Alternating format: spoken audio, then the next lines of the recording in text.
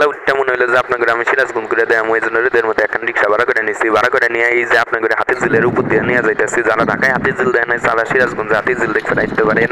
এখানে দুইটা হাতিঝিল আছে, যেটা আপনাদের পছন্দ হয় সেটা দেখতে পারেন। আর এটা হলো ফাঁকা রাস্তা, রিক্সা ফ্যান ফ্যানায় ফুটফুটাই আমি যাইতেছি, বাতাস খেতে খেতে যাইতেছি, খুব ভালোই লাগতেছে। সামনে দিয়ে গাড়ি যাইতেছে, গাড়ি কার ধরবে পারলাম না। এটা হইলো বড় পুল, যারা দেখেন নাই তারা হইলো দেখে নেন।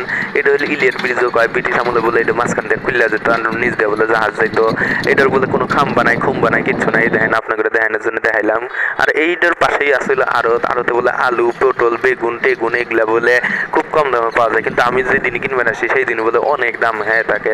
আপনারা যারা কম দামে কিনছেন তারা কিনছেন। আর এটা হলো ফার্নিচারের দোকানের রাস্তা। আমি মনে করলাম যে এখন খাট কিনবো, কিন্তু খাট আর কিনবার পাইলাম না, সব দোকান বন্ধই আছে। আর এটা হলো সিরাজগঞ্জ সবচেয়ে বড় বিল্ডিং, 11তলা বিল্ডিং। আর পাশে হলো রিগালের ফার্নিচারের দোকান, রিগালে মেলা দাম এই জন্য কিনি নাই। আর এটা হলো রেলগেটে রেল ছাড়া বাস ট্রাক অটো মোটো সবই আছে, তাহলে এটার নাম রেলগেট কিনলে কে কনসিন।